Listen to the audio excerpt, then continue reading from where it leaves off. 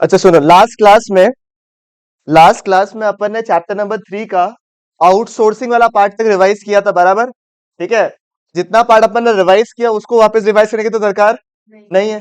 ठीक है, अब आगे बढ़ते हैं हम लोग चैप्टर नंबर 3 की तरफ, जो भी पार्ट पेंडिंग था अपना, क्योंकि जो पार्ट अभी मैं बताने वाला हूँ आपको वो थोड़ा रेलेवेंट है, क्योंकि वो लास्ट का पोर्शन है। ठीक है, और एग्जाम्स में क्वेश्चन उसमें से पूछता है। ठीक है, नेक्स्ट पार्ट क्या है? डब्ल्यूटीओ का। ठीक है, WTO stands for what? World trade organisation. आपको वर्ड देख के समझ में आ रहा होगा कि ये बेसिकली क्या कर रहा है। नेशनल नेशनल जो इंटीग्रेशन है सबका, वर्ल्ड वाइड जो इंटीग्रेशन है, उसका काम कौन करता है? डब्ल्यूटीओ। ठीक है, आपस में ट्रेड वगैरह फेयर तरीके से हो, प्रॉपरली हो।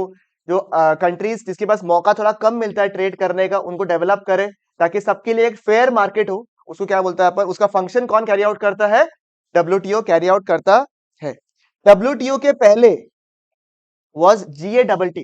ठीक है, एज द वर्ड से देखो क्या लिखा हुआ, GA double T, general agreement for trade and tariff. ठीक है, for general agreement for trade and tariff मतलब एक जनरल एग्रीमेंट तुमने बना लिया। ठीक है, कि हम लोग म्यूचुअली अच्छे से ट्रेडिंग वगैरह करेंगे, हम लोग जो है प्रॉपर तरीके से काम करेंगे, हर कंट्री को मौका देंगे, इस टाइप का नॉर्मल एग्रीमेंट बना दिया। बट एग्रीमेंट का क्या है? अपन आज मानेंगे कल नहीं मानेंगे, तो कोई ऑथोरिटी तो है नहीं जो कि इस प्रॉब्लम्स को डील कर सके। इसलिए जीएटी का पावर जो था, जीए डबल टी का पावर जो था वो काफी कम था। Hence they had no option but to create a proper organisation. उसको अपन क्या बोलते हैं? डब्ल्यूटीओ। इसलिए कब आया डब्ल्यूटीओ साहब? 1 जनवरी 1995 में आपका डब्ल्यूटीओ आ गया आपका। ठीक है, इसका मेन लॉजिक क्या था कि जो भी अननेसेसरी बैरियर्स है उनको क्या करना है आपको? उनको हटाना है। ठीक है, उनको हटाना है, सही बात है बिल्कुल यहाँ पे। अच्छा, ये वाला लगा ही नहीं क्या? ठीक है, जो जितने अननेसेसरी बैरियर्स उनको क्या करना है? हटाना है, ताकि जो है सारे के सारे कंट्रीज जो है they behave as if it is like one proper village, जहां पे सारे कंट्रीज जो है वो एक दूसरे के साथ में क्या कर रहे हैं? ट्रेड कर रहे हैं। इनके हेडक्वार्टर्स कहाँ पे है? इनके हेडक्वार्टर्स है जेनेवा, स्विट्जरलैंड में। अराउंड 164 मेंबर्स है। नो डाउट कि अभी जो ये मेंबर्स है वो बढ़ गए। ठीक है, और भी कंट्रीज एड इन हो चुके हैं, तो ये मेंबर्स श्योरली बढ़ गए। तो एक बार आप लोग जो है किताबों को एक बार देख लीजिएगा। एक करेक्ट करेक्ट डायरेक्टर जनरल जो है उनका नाम अगर आपको याद हो जाए तो बहुत ही बढ़िया बात है। ठीक है, अब इसको आप ही पढ़ाइए, N.O.I। ठीक है, आप कर लीजिएगा नाम। ठीक है, ये करंट डायरेक्टर जनरल है आपके डब्ल्यूटीओ के। और ये सब ये मेन क्या है? ग्लोबल रेगुलेशंस रखने का। ठीक है, advocating the interest of the developing countries. India जो है वो भी अपना कमिटमेंट रखा है किसके साथ में? डब्ल्यूटीओ के साथ में, but liberal steps to liberalise the quality of trade among the countries. ठीक है, तो जितने भी ट्रेड रेस्ट्रिक्शंस थे इंडिया के, उनको भी रिमूव बहुत हद तक कर दिया गया है। ठीक है, फंक्शंस वगैरह जो है उसके दो तीन फंक्शंस आप याद कर लीजिए, काफी है, उसके अलावा नहीं आएगा। ठीक है, ये सवाल सा मैं वो पर्टिकुलरली बता रहा था, ये थोड़ा सा सेवा की तरफ ज्यादा इंपॉर्टेंट था। ठीक है, सीबीएसई की तरफ थोड़ा कम इंपॉर्टेंट है ये सब पार्ट। ठीक है, तो डब्ल्यूटीओ के फंक्शंस क्या क्या है मुझे बताइए, दो तीन पॉइंट याद कर लीजिए, काफी है। इंटरनेशनल ट्रेड करने में फैसिलिटेट करता है, कोई फाइनेंशियल असिस्टेंस चाहिए तो उसको हेल्प करता है, ट्रेड बैरियर्स वगैरह जो है उसको रिमूव करने की कोशिश करता है, वॉच डॉग की तरह क्रिएट करता है, ट्रेड नेगोशिएशंस वगैरह करता है। I think it will be more than enough. दो तीन पॉइंट याद होगा, इंटरनेशनल ट्रेड प्रमोट करता है, फाइनेंशियल असिस्टेंस हो गया, वॉच डॉग की तरह काम करता है, और ट्रेड नेगोशिएशंस वगैरह में क्या करता है? हेल्प करता है। आई थिंक यहाँ तक बिल्कुल बात जो है क्लियर हो चुका है। आगे बढ़ सकता हूँ? चलेगा बिल्कुल, यहाँ पे पक्की बात। ठीक है, क्या इंडिया को डब्ल्यूटीओ का मेंबर बनना चाहिए आपके हिसाब से? ये answer is what? Yes, because India is a what? बताइए मुझे। डेवलपिंग कंट्री है, तो नो डाउट कि डब्ल्यूटीओ का जो पिछला हिस्ट्री है उसको देखते हुए वो लोग का डेवलपिंग कंट्री के टुवर्ड्स उनका बना जो है ना, गठन जो हुआ था मेन, वो तो मेनली इसी वजह से हुआ था कि भाई डेवलपिंग कंट्रीज इन जनरल को डेवलप करना है। ठीक है, डेवलपिंग कंट्रीज इन जनरल को डेवलप करना है। ठीक है, बट हमने देखा कि उनका थोड़ा सा प्यार जो है, थोड़ा मोहब्बत किसकी तरफ है? थोड़ा सा वेस्टर्न कंट्रीज की तरफ ज्यादा है। तो कुछ लोग को लगता है कि डब्ल्यूटीओ का मेंबर्स जो है वो अगर डेवलपिंग कंट्री बनना है तो उनका एज सच कोई फायदा नहीं होगा। बट हमारे कंट्री के केस में, ठीक है, क्योंकि हमारा मेजर ट्रेड जो होता है, मेजर वॉल्यूम ऑफ ट्रेड किसके साथ में होता है? आपका डेवलप कंट्री के साथ में होता है। ठीक है, इसीलिए हमारे लिए क्या थोड़ा फेवरेबल है, क्योंकि उनका कनेक्टिविटी जो है विद द डेवलप कंट्री भी अच्छा है। And developing countries are being cheated as they are forced to open their markets for the develop countries and are not allowed to access the markets of the develop countries. जैसे मैंने आपको कहा कि sir developing country like India के लिए WTO का member होने का कोई मतलब नहीं, क्योंकि डब्ल्यूटीओ जो बना था ना, उसका कंस्पिरेसी थ्योरी ऐसा है कि डब्ल्यूटीओ इसलिए बना ताकि डेवलप कंट्री का जो एक्स्ट्रा प्रोडक्शन हो गया ना, उसको वो डेवलपिंग कंट्री में पुश ओवर कर सके। और जैसे डेवलपिंग कंट्रीज हल्का सा बढ़ता है फॉर इंटरनेशनल ट्रेड, तो वो कई सारे रेस्ट्रिक्शंस वगैरह लगा देंगे, ये बोलते हुए कि क्वालिटी अच्छा नहीं, ये नहीं अच्छा, वो अच्छा है, आपके जो काम है वो तरीके अच्छे नहीं है, तो आप ट्रेड मत करो। तो अल्टीमेटली थोड़ा सा ये किसको फेवर करता है, अल्टीमेटली वेस्ट को तरफ थोड़ा फेवर करता है। ठीक है, नेक्स्ट नेक्स्ट जो पार्ट है वो एक्सट्रीमली इंपॉर्टेंट है, एग्जाम में बहुत कम टेस्ट हुआ हुआ है ये वाला पार्ट, एनसीईआरटी का पार्ट है ये वाला पार्ट। ठीक है, तो आपको ये वाला पार्ट अच्छे से करना है। ठीक है, इसलिए मैंने ये वाला टॉपिक को कल में ही करवाया था, मैंने आपको वो टॉपिक करवाया था जिसमें आप ऑलरेडी कंफर्टेबल हो, कल वाले पार्ट में लिबरलाइजेशन, प्राइवेटाइजेशन, ग्लोबलाइजेशन वाला पार्ट। ठीक है, हल्का हल्का आउटसोर्सिंग भी अपन ने मल्टीपल टाइम्स कर लिया है। ठीक है, तो ये वाला पार्ट अपने को अच्छे से करना है। अगेन आई रिमाइंड, डीमोनेटाइजेशन और जीएसटी वाला क्वेश्चन का रिकॉर्डिंग आप लोग ग्रुप में ऑलरेडी दिया हुआ है, नहीं है वापस मांग लेना, मैं वापस शेयर कर दूंगा आप लोग को। वो वाला पार्ट अगर आपको देखना है तो वो पूरा ही देखिए आप लोग, क्योंकि वो घंटा भर का लेक्चर है जिसमें दोनों का पार्ट दिया हुआ है, उसको आप फास्ट करके देख लो, कोई दिक्कत नहीं अगर आपको पढ़ा हुआ है तो। ठीक है, अपना प्राइमरी गोल समझ लो, जब जैसे ही अपन का कब एग्जाम खत्म हो रहा है आप लोग का, 13 तारीख को, 13 को अपन कोशिश करेंगे 3-4 चैप्टर आईडी का समाप्त कर दे अपन। ठीक है, उसी दिन को 3-4 चैप्टर अपन खत्म कर देंगे आईडी का विद क्वेश्चंस। ठीक है, उससे फायदा क्या होगा, क्योंकि आईडी जो है ना, अगर किसी का प्रॉपर्ली किया हुआ नहीं है, ठीक है, जैसे तो उसको क्या होगा, उसको 2 बार पढ़ने का दरकार पड़ेगा आईडी वाला क्वेश्चन को। ये मैंने आज पॉइंट याद किया है, मैंने अगर आज पॉइंट याद किया है तो हो सकता है कि मैं भूल जाऊं वापस से पॉइंट्स को, राइट। तो इसीलिए एक बार अपन 3-4 चैप्टर जो कि है ना, मैं ये नहीं बोलूंगा कि आगे से शुरू का चैप्टर्स करना है आपको, पीछे से करना है आपको। 10, 9, 7, 6 ये अपना टारगेट रहेगा, पीछे से 10, 9, 7, 6। ठीक है, जिसमें से 9 आप लोगों को करना ही है, बाकी चैप्टर्स तो अपना हो ही रहा है आराम से। ठीक है, 9 का भी रिकॉर्डिंग मैंने आपको शेयर कर दिया वैसे तो। ठीक है, तो 10, 9, 7, 6 ये वाला पार्ट अपन पहला दिन में करेंगे, क्योंकि ये चैप्टर्स में कमांड थोड़ा कम है आप लोग का। ठीक है, 10 आपका क्लियर है मेरे हिसाब से, 7 भी आपका क्लियर है, 9 और 6 में हल्का हल्का वेरिएशन है वो अपन कर लेंगे। ठीक है, तो मेरा आज मेन टारगेट ही ये था कि मेरे को 6 खत्म कराना है आप लोगों को, ताकि 6 खत्म होने से क्या होता है, एक बार के लिए मेंटल सेटिस्फैक्शन हो गया कि आपको आता है। 5 आपका स्ट्रॉन्ग है, ह्यूमन कैपिटल फॉर्मेशन, क्योंकि ह्यूमन कैपिटल फॉर्मेशन में ले दुआ के तो टॉपिक से कितना है, ह्यूमन कैपिटल क्या होता है, ह्यूमन कैपिटल फिजिकल कैपिटल का रिलेशंस क्या है, सोर्सेस क्या है ह्यूमन कैपिटल का, expenditure on education, expenditure on health, expenditure on job, on the job training and expenditure on migration on information. ये 5 पॉइंट्स आपके हैं, उसके ऊपर सवाल बन सकता है आपका, फिजिकल कैपिटल ह्यूमन कैपिटल के बीच में रिश्ते क्या होते हैं, ह्यूमन कैपिटल डेवलप होने से क्या होता है, ये वाला पार्ट है आपका। उसके अलावा और क्या है आपका, उसके पीछे में human capital and economic growth, कि ह्यूमन कैपिटल डेवलप होने से क्या इकोनॉमिक ग्रोथ होता है क्या, ये वाला पार्ट दिया हुआ है। फिर क्या दिया हुआ है, human capital human development, very very very very important, कि क्या ह्यूमन डेवलपमेंट और ह्यूमन कैपिटल सेम चीज है, मीन्स टू एंड वाला जो पार्ट है ना, एंड टू देमसेल्व्स वो वाला पार्ट जो है, वो वाला पार्ट। और लास्ट पे एजुकेशन वाला पार्ट में फिर वो फॉरेन अगेंस्ट वाला पार्ट, दैट्स इट। तो ह्यूमन कैपिटल में अगर आपको रिवाइज करने का है, मैं आपको सच्चाई बता रहा हूँ, ह्यूमन कैपिटल में अगर आपको रिवाइज करना है तो वो लास्ट का पार्ट है, एजुकेशन वाला पार्ट, उसको आप रीड करोगे। समझ में, अपना पिक एंड पॉइंटर्स को देखो, जो टॉपिक ऑलरेडी स्ट्रांग है उसको बार बार करते रहोगे तो थोड़ा ना एक्स्ट्रा स्ट्रांग हो जाएगा, जो टॉपिक थोड़ा थोड़ा वीक है उसको अभी कल्टीवेट कर लो। जैसे आपको पता है कि मेरे को एचसीएफ पे एग्जांपल, आप human capital and human development भूल चुके हो, भैया मेरे को तो अंदर का पार्ट अभी तक पूरा मतलब याद हो गया है, बट मैं भूल चुका, अरे भाई उसको वापस करने से भी तो याद हो जाएगा। तो sources of human capital formation करके कोई लाभ नहीं है, human capital and physical capital कोई लाभ नहीं है, जब आप एग्जाम के पहले भी रिवाइज करोगे तो उस पार्ट को तो डेफिनेटली देखोगे। सही बात है ना, ह्यूमन कैपिटल इकोनॉमिक ग्रोथ अगर क्लियर है, वेरी गुड, आगे बढ़ जाओ। ह्यूमन कैपिटल और ह्यूमन डेवलपमेंट याद नहीं है पॉइंट्स, एक बार देख लो। एजुकेशन वाला पार्ट भूल चुके हो, एक बार देख लो। ऐसा आपका अप्रोच होना चाहिए छोटा सा पार्ट में। ठीक है, तो रफली आपका, मैं बता रहा हूं आपको, मेरे हिसाब से एक दिन आपका हल्का सा जाएगा, नॉट एग्जैक्टली पूरा दिन, 1 डे आपका जाएगा अभी, जिसपे आपको आईडी वाला पोर्शन थोड़ा स्ट्रॉन्ग करना है, कुछ कुछ पॉकेट्स में।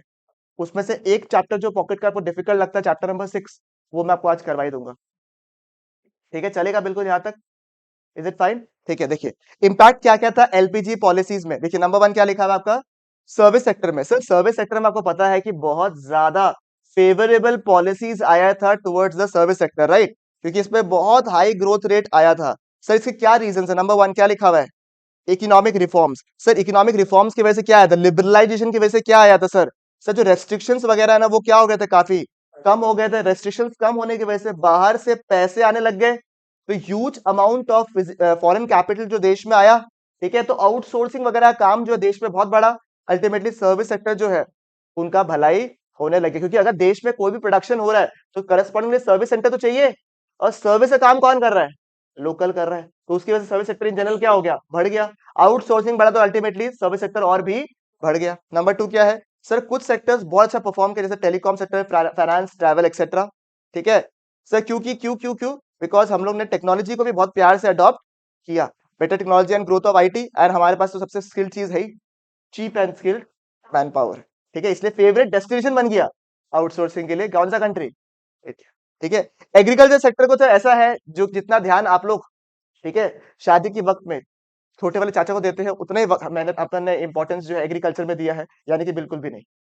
ठीक है, तो 1991 के पॉलिसी के तहत हमें एकदम बिल्कुल भी फोकस किसके ऊपर नहीं किया? एग्रीकल्चर के ऊपर। यानी कि देखो, आपको पता ना, शादी के पहले के टाइम तक, ठीक है, जैसे किसी किसी मेंबर्स को हम लोग बहुत इंपॉर्टेंस देते हैं कि यार तू बहुत काम कर रहा है, तेरे को बहुत काम कर, तेरे को बहुत काम कर, और उसको पूरा शादी में कोई भी काम नहीं करवाया। तो ये वाला चीज है, पहला 2 चैप्टर में इतना बिल्डअप किया एग्रीकल्चर के ऊपर, ये किया वो किया, है ना, क्या 3rd चैप्टर में भूल ही गया उसको। ठीक है, तो एग्रीकल्चर सेक्टर देखो क्या लिखा हुआ है, agriculture sector was adversely affected by the reform process. ठीक है, कैसे कैसे? सर, पब्लिक इन्वेस्टमेंट जो था, इंफ्रास्ट्रक्चरल फैसिलिटीज जो कि इंप्रूव कर रहा था, जो पैसे डाले हुए थे कि हम एग्रीकल्चर को डेवलप करेंगे, उनका सिग्निफिकेंस ऑटोमेटिकली क्या कर दिया? कम कर दिया। तो क्या हुआ? Reduction of the public investment. जो फर्टिलाइजर्स वगैरह सब्सिडी मिल रहा था, जिसकी वजह से कॉस्ट ऑफ प्रोडक्शन जो तो कम था, वो उसको क्या कर दिया आप? हटा दिया। तो अल्टीमेटली कॉस्ट ऑफ प्रोडक्शन क्या हो गया? बढ़ गया। इसकी वजह से छोटे वाले जो फार्मर्स थे उनके एल लग गए। ठीक है, नेक्स्ट क्या है आपका? Liberalisation and reduction of import duties. ठीक है, कि वजह से क्या हुआ? जो क्वांटिटेटिव रेस्ट्रिक्शंस वगैरह थे ऑन द एग्रीकल्चर प्रोडक्ट्स, वो क्या हो गए आपके? हटा दिए गए। जैसे पहले क्या था, कुछ कुछ सामानों में क्वांटिटेटिव रेस्ट्रिक्शंस था कि हमें लोकल प्रोड्यूस का ही इस्तेमाल करना है, बाहर से इंपोर्ट नहीं करेंगे। उसकी वजह से क्या था, एक मोटिवेशन था फार्मर्स के लिए कि हमें प्रोडक्शन करना है, हमें इंप्रूवमेंट करना है। अब उसको हटा दिया, अब तो बाहर के लोग भी compete कर सकते हैं। तो उसकी वजह से एकदम फियर्स कंपटीशन बढ़ गया किसके बीच में? जो लोकल फार्मर्स है और इंटरनेशनल कंपटीशन है। और कैश क्रॉप्स में शिफ्ट होने की वजह से क्या हुआ आपका? फूड क्रॉप्स का प्राइसेस क्या हो गया आपका? बढ़ गया। ठीक है, तो 4 पॉइंट है, ये एग्जाम के लिए रेलेवेंट क्वेश्चन है। ठीक है, पब्लिक इन्वेस्टमेंट क्या हो गया था साहब? कम हो गया। सर, पब्लिक इन्वेस्टमेंट कैसे कम हुआ? इंफ्रास्ट्रक्चर में कम हो गया, प्लस जो फर्टिलाइजर्स में सब्सिडी वगैरह देता था वो क्या खत्म कर दिया? तो ये 2 पॉइंट तो आपस में लिंक्ड है। फिर नेक्स्ट क्या किया? सर, सर, ड्यूटीज जो था ना, क्वांटिटेटिव रेस्ट्रिक्शंस, उसको हटा दिया। तो फार्मर्स के पास कोई ऑप्शन नहीं था but to shift toward cash crop. उसकी वजह से सामान का दाम क्या हो गया? बढ़ गया। तो ये 2 पॉइंट आपस में लिंक कर लो आप। ठीक है, चलेगा क्या? Is it fine? मुझे बताइए।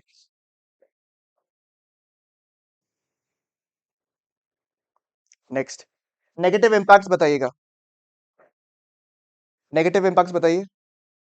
सो इसकी वजह से क्या क्या खराब हुआ? नेगेटिव इम्पैक्ट क्या क्या प्रॉब्लम हुआ? ग्रोइंग अनएम्प्लॉयमेंट, देश में अनएम्प्लॉयमेंट फिर भी बढ़ता रहा। रिमूवल ऑफ सब्सिडीज हम लोगों ने देख लिया। फूड ग्रेन्स ऑलरेडी बढ़ चुका था। इंपोर्टेड गुड्स चीपर हो गया था, और अनबैलेंस ग्रोथ था। तो ये आपका रेयर चांस है पूछने का, बट आपको पूछ सकता है अगर एकदम लास्ट का पार्ट बोले। एकदम लास्ट टॉपिक्स हो गया ये वाला पार्ट। ठीक है, उसके बाद डिमोनेटाइजेशन वाला पार्ट है, जिसके ऊपर आपको सवाल पूछ सकता है एग्जाम में। देखो, इतना लंबा सा पार्ट है, इसलिए मैंने बोला आपको वो लेक्चर एक बार देख लीजिएगा तो आपके लिए आराम हो जाएगा। चैप्टर नंबर 4 आपके सिलेबस पे नहीं है। चैप्टर नंबर 5 का मैंने हल्का हल्का डिस्कशन आपसे कर ही लिया है। उसमें मैंने आपको कह ही दिया था कि फिजिकल कैपिटल ह्यूमन कैपिटल क्या होता है, इसके बारे में। ठीक है, फिजिकल कैपिटल ह्यूमन कैपिटल क्या होता है, इसके बारे में हमने डिस्कस किया। फिजिकल कैपिटल से, अच्छा, ह्यूमन कैपिटल से in general physical capital and society का क्या बेनिफिट होता है। और एक सवाल जो आपको मैंने किताब में लिखवाया है, कि differences between physical capital and human capital, लिखवाया था क्या? हाँ, प्रॉपरली नहीं दिया हुआ, मैंने टेबल वाइज नहीं दिया हुआ है ना शायद, मेरे हिसाब से। अगर नहीं दिया हुआ है तो वहीं पे जहां पे फिजिकल कैपिटल ह्यूमन कैपिटल लिखा हुआ है ना, तो वहां पे, अच्छा, यहाँ लिखा ना, refer difference between human capital and physical capital, मैंने लिखवाया होगा ये वाला पार्ट, तो उसको रेफर कर लीजिएगा आप लोग। ठीक है, जो नोट्स है ना आपके, जो क्वेश्चन बैंक है, क्वेश्चन बैंक में दिया हुआ difference between human capital and physical capital. Don't leave a chance.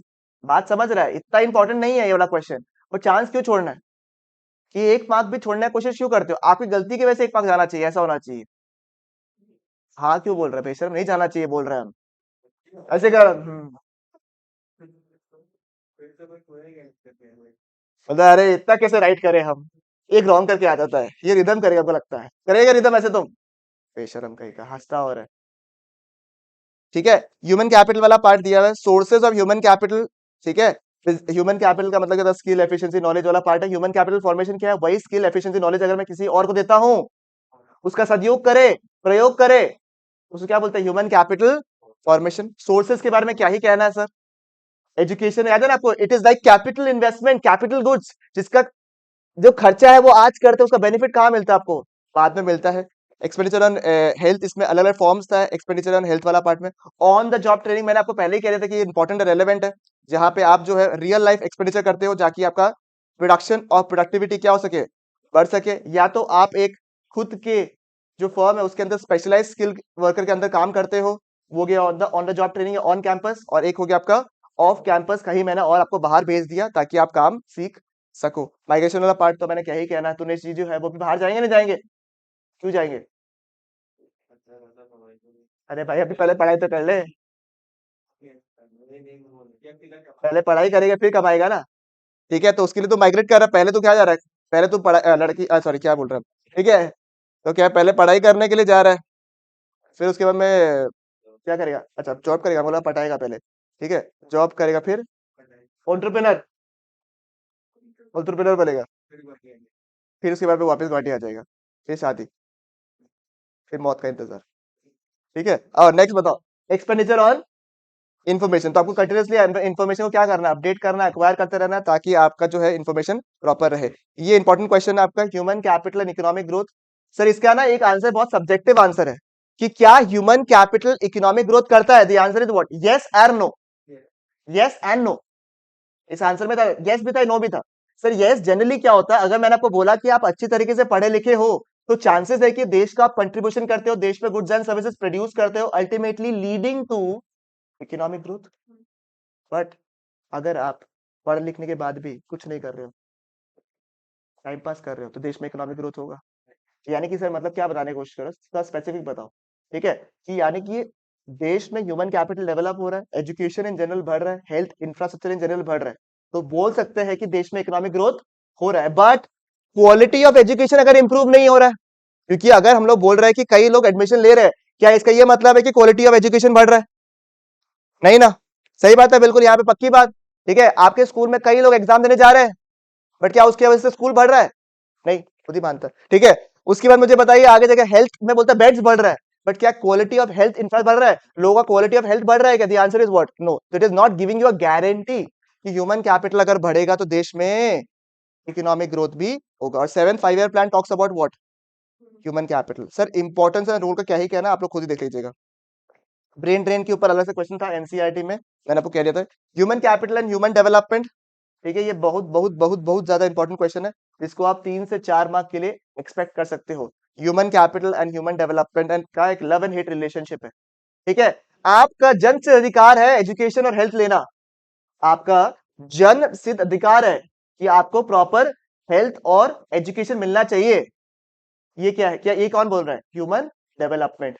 और अगर आपको मैंने एजुकेशन प्रोवाइड किया है, तो आपको कुछ ना कुछ सामान इन जनरल प्रोड्यूस करना चाहिए, तभी आप क्या कहे जाओगे, ह्यूमन कैपिटल। समझ में आया? तो ये क्या हो गया, आप एक जरिया हो गया towards production of goods and services, human capital, you are a means to an end, means जरिया हो आप।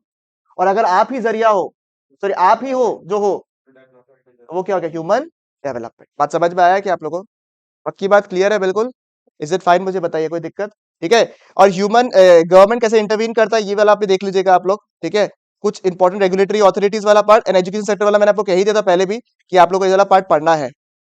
ठीक है, स्पेशली अगर मैं आपको कहूं फ्यूचर प्रोस्पेक्ट वाला जो क्वेश्चन है, फ्यूचर प्रोस्पेक्ट वाला पार्ट जो है ऑन द एजुकेशन सेक्टर, ठीक है, ये वाला पार्ट अलग से आपका 3 मार्क के लिए सवाल बन सकता है। सुनिएगा एक बार के लिए, पिछला 2 अटेम्प्ट में आपका एजुकेशन वाला पार्ट नहीं दिया हुआ था एग्जाम में, ठीक है, हट गया था आपका, तो इस बार है, तो इसको डिलीट मत मारिएगा।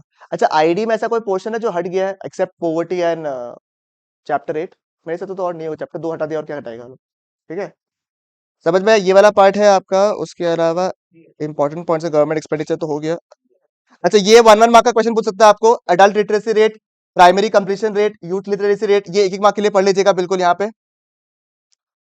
ठीक है, ये 1 1 मार्क या 2 2 मार्क के लिए पूछ सकता है क्वेश्चन, इसको मार्क कर लीजिए कम से कम, जिसका अगर मार्क नहीं किया हुआ तो। फ्यूचर पर्सपेक्टिव मैंने बता ही दिया आप लोग को, बाकी सारा हो गया आप लोग का क्वेश्चन इसमें से, और ऐसा कुछ नहीं बचा है। ठीक है, चलेगा क्या?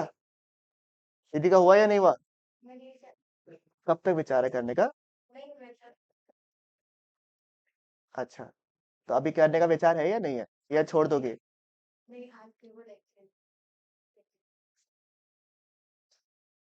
आइए, जो आज का टॉपिक था, अगर उसके बाद भी ह्यूमन कैपिटल फॉर्मेशन में कोई डाउट्स रह जाता है आपका इन जनरल, तो मुझे बता दीजिएगा। वो तो चलो जब इसको वापस रिकॉल करेंगे तो हो जाएगा बिल्कुल यहाँ पे, बट क्योंकि मेरा प्राइमरी फोकस आज था towards completion of chapter number 6, इसलिए मैंने बीच में से उसको as a on way process ले लिया खाली। चैप्टर नंबर 6 आज करेंगे हम लोग रूरल डेवलपमेंट। ठीक है, चैप्टर नंबर 6 क्या कहा मैंने आपको? Rural development. इसके ऊपर देखो बेस्ट चीज क्या है, चैप्टर थोड़ा बड़ा है। ये तो खराब चीज है, चैप्टर थोड़ा बड़ा है बट चैप्टर आसान है। और साथ ही साथ में बेस्ट चीज क्या है बताया गया, आप जब चैप्टर पढ़ोगे ना, आप खुद से समझ पाओगे कि यार यहां से क्वेश्चन आएगा। समझ में आ रहा है क्या? आपको लग ही जाएगा कि यार इधर वाला पार्ट से क्वेश्चन आने वाला है, बिकॉज इंपॉर्टेंट एग्जांपल मैं खुद से बोलता हूँ, ऑर्गेनिक फार्मिंग वाला पार्ट से पूछ सकता है आपको, एग्रीकल्चरल मार्केटिंग के ऊपर पूछ सकता है, हल्का का बैंकिंग के ऊपर सवाल पूछ सकता है, और कोई भी प्रिमिटिव टाइप एनिमल हस्बेंड्री का छोटा सा नोट 2 मार्क 1 मार्क इस टाइप का कोई क्वेश्चन पूछ सकता है आपको। That's it. मतलब वहीं से बनता है क्वेश्चन। बाकी आप लोग का फिशी कल्चर हो गया, फ्लोरिकल्चर हो गया, एनिमल को हस्बैंड को एनिमल एनिमल हस्बेंड्री बना लो, वो सब आप लोग को ऑलरेडी पहले से ही आता है। सही बात है या नहीं? मुझे बताइए, आप लोग तो दिक्कत होने वाला ही नहीं है। ठीक है, समझ में आया आप लोग? क्लियर है बिल्कुल? आइए सर, रूरल डेवलपमेंट का मतलब क्या है? सो रूरल डेवलपमेंट का मतलब क्या है सर? उन एरियाज को डेवलप करना जो थोड़ा सा क्या कर रहा है, they are lagging behind in the overall development of the village economy. Sir village economy के हिसाब से कोई एक ऐसा एरिया जो कि थोड़ा सा पीछे चल रहा है, lagging behind, is known as what? Rural development. यानी कि कंट्री पर्टिकुलर तरीके से बढ़ता है, तो जो एरिया थोड़ा कंपैरिजन में पीछे चल रहा है उसको डेवलप करने को क्या बोलते हैं अपन? रूरल डेवलपमेंट बोलता बनता है। सर कैसे करोगे? सर कैसे करोगे रूरल डेवलपमेंट? कैसे करोगे? सबसे पहले क्या करोगे आप? सर वहां के जो ह्यूमन रिसोर्सेज है, पहले उनको डेवलप करो आप। भाई वहां के पढ़ाई लिखाई जो है उसको क्या करो आप? बढ़ाओ, ताकि लोग बाग क्या हो जाए, इन्फॉर्म्ड हो जाए, लिटरेसी रेट वगैरह क्या हो जाए, बढ़ जाए, हेल्थ की कंडीशन थोड़ी सी क्या हो जाए, इंप्रूव हो जाए, तो अल्टीमेटली उससे वो लोग आगे खुद ही भला करने लग जाएंगे। ठीक है, देखो क्या लिखा था, quality of human resources needs to be improved through the following measure. सबसे पहला पॉइंट क्या था आपका? Development of human resources. Development of what? Human resources. तो ये सर, ये ह्यूमन रिसोर्सेज जो है इनकी डेवलपमेंट कैसे होगी? सर ह्यूमन रिसोर्सेज की जो क्वालिटी है ना, उनकी डेवलपमेंट कैसे होगी? By improved by this method. Sir क्या क्या है सर? नंबर 1 क्या लिखा हुआ आपका? लिटरेसी। सर स्पेसिफिकली किसके लिए? Female literacy, education, skill development की इंपॉर्टेंट बहुत ज्यादा है। गवर्नमेंट अनशन्ड पैसा लगा रहा है ऑन स्किल डेवलपमेंट, आपको पता होना चाहिए। अनशन्ड सब्सिडी दे रहा है आपको केवल स्किल इंडिया डेवलप करने के लिए, स्किल डेवलप करने के लिए। तो you understand the vitality of this thing. ठीक है, नंबर 2 क्या लिखा हुआ आपका? Health addressing both sanitisation and public health. ठीक है, इन जनरल जो है हेल्थ इंफ्रास्ट्रक्चर को क्या करना है? इंप्रूव करना है। सबसे पहला पॉइंट क्या बोला मैंने? Development in human resource. Number 2 क्या है आपका? Land reform. सर क्या होता है आज भी, क्या जैसे अभी अपने के केस में अभी भी गुवाहाटी में बता रहा हूँ आपको, कई सारे लैंड डिस्प्यूट्स चलते हैं। अगर आपको थोड़ा पता होगा तो कई सारे लैंड डिस्प्यूट्स है, पुराने लैंड लिए हुए, कब किसी का कागज किसी के पास में है, किसी का पट्टा किसी और के पास में है, किसी का नामजारी किसी और के नाम पे किया है, सब अपना मस्त जिंदगी जी रहे हैं। ठीक है ना? तो लैंड डिस्प्यूटेड है। I will show you. आप कभी वहां गए हो जो खानापाड़ा से आगे जाके जो मेघालय का लेफ्ट टर्न लेना पड़ता है आप लोग को? ठीक है, तो वहां पे एक बिल्डिंग बनाया हुआ है। ठीक है, लंबा सा एक होटल बनाया है वो, शायद तो मेरे हिसाब से। हाँ, आप हॉन्टेड तो वो हर ही जाते, जो जैसे जगह में कोई नहीं जाता तो हॉन्टेड हो जाता है। क्या हो गया? ब्लैक तो धूल की वजह से बात थी। ठीक है, अब बात यह है कि वो जो प्लेस है वो 7 स्टार होटल बनने वाला था अल्टीमेटली, पर वो डिस्प्यूटेड लैंड में आ गया। वो लैंड क्लेम कर रहा है कि वो असम में गिरेगा या मेघालय में गिर गया। उसी चक्कर में जिसका लैंड था वो फंस गया। समझ में? वो बोलता जमीन तुम्हारा ही है। अब किधर कौन सा रेगुलेशन में फॉलो करेगा तुम देख लो अपने आप। तो ना वो बेच सकता है, ना वो बना सकता है, ना कुछ कर सकता है। देखा जाए तो वो करोड़पति है, पर वो करोड़ को स्पेंड नहीं कर सकता वो। समझ में आया नहीं है? इस टाइप का लैंड डिस्प्यूट अभी इस सिटी में है, तो वहां सोचिए तो आप। ठीक है, तो आज तक ये जो एक्सप्लॉयटेशन है ना लैंड रिलेशंस का, ये सब का प्रॉब्लम है अभी भी, तो इनको ठीक करना जरूरी है। Development of productive resources. ठीक है, ताकि एम्प्लॉयमेंट की अपॉर्चुनिटी जो है वो क्या हो जाए, बढ़ जाए। सिर्फ फार्मिंग डेवलप नहीं हो, बाकी एरियाज भी डेवलप हो। नेक्स्ट सर, इसको डेवलप करने के लिए सबसे इंपॉर्टेंट चीज, इसके ऊपर असम भी बहुत अच्छा खर्चा कर रहा है, वो है इंफ्रास्ट्रक्चर डेवलपमेंट। आप देखिएगा असम में कैसा अनशन बन रहा है। ठीक है, कितना सारा ब्रिज बन रहा है। अगर थोड़ा सा आउटस्कर्ट्स में आप जाओ, आपको लगेगा कि भाई साहब हो क्या रहा है, और नक्शा चेंज हो गया सब कुछ जगह का। ठीक है, तो आप मुझे बताइए इंफ्रास्ट्रक्चर डेवलपमेंट हो रहा है या नहीं हो रहा है? तो ये बहुत इंपॉर्टेंट है, ताकि electricity, irrigation, credit, marketing, transport facilities ये सब इंप्रूव हो, ताकि बेटर कनेक्टिविटी हो सके किसके बीच में? एग्रीकल्चर रिसर्च के बीच में। एंड फाइनली क्या जरूरी है? लोगों को गरीबी रेखा से हटाए। ठीक है, तो 5 पॉइंट क्या क्या दिया हुआ देखो तो। सबसे पहले ह्यूमन रिसोर्स को डेवलप करना है, ठीक है, कैसे सर, लिटरेट करके करके। नंबर 2 क्या लिखा हुआ है, लैंड रिफॉर्म्स वगैरह ठीक करो, प्रोडक्टिव रिसोर्सेज को डेवलप करो, इंफ्रास्ट्रक्चरल डेवलपमेंट करो ताकि देश में क्या हो सके, पोवर्टी हट सके। 5 पॉइंट क्या क्या था, डेवलपमेंट ऑफ ह्यूमन रिसोर्सेज, साथ में एक और पॉइंट याद करा दे, productive resources, human resources, productive resources, ठीक है, तो एचपी हो गया आपका, ह्यूमन रिसोर्सेज और प्रोडक्टिव रिसोर्सेज। फिर क्या होगा, लैंड रिफॉर्म का इश्यू ठीक करो, कैसे, इंफ्रा को डेवलप करके, ठीक है, इंफ्रा को डेवलप करके ताकि ये सबसे क्या हो, पॉवर्टी हट जाए। 5 पॉइंट हो गया, दिमाग में सेट हो गया दीदी, ओ हो गया। जो ऑनलाइन कर रहा है वो लोगों को समझ में आ रहा है या मंद बुद्धि की तरह सुन रहे हैं खाली, पता इतना हार्श लैंग्वेज यूज करता है आप, सॉरी, ठीक है, पता नहीं क्यों आजकल सब थोड़ा बदमाश हो गया। ठीक है, आइए नेक्स्ट बताइए। इतना लोग ऐसा है रिप्लाई भी नहीं करता है हमारे जमाने में। बताइए, rural credit, sir rural credit का मतलब क्या है। सर प्रॉब्लम ये है कि एग्रीकल्चर का शुरुआत जो होता है एक बीज से होता है, जमीन को पहले ठीक करना पड़ता है, बीज डालना पड़ता है, और जो प्रोडक्शन है, फसल जो है, वो काफी सालों बाद, 6 महीना बाद, साल बाद या 1.5 साल बाद में क्या होगा, उगेगा। तो एक लॉन्ग ड्यूरेशन ऑफ टाइम है या नहीं, उस समय उनको रॉ मटेरियल्स भी चाहिए, ठीक है, खाद वाद का सामान भी चाहिए, उसका प्रॉपर नर्चरिंग भी चाहिए, मेंटेनेंस का कॉस्ट भी है, खुद का मेंटेनेंस का कॉस्ट भी है, रहने का चाहिए, खाने का चाहिए, तो उनको क्रेडिट की रिक्वायरमेंट लंबी चाहिए या नहीं चाहिए, मुझे बताइए।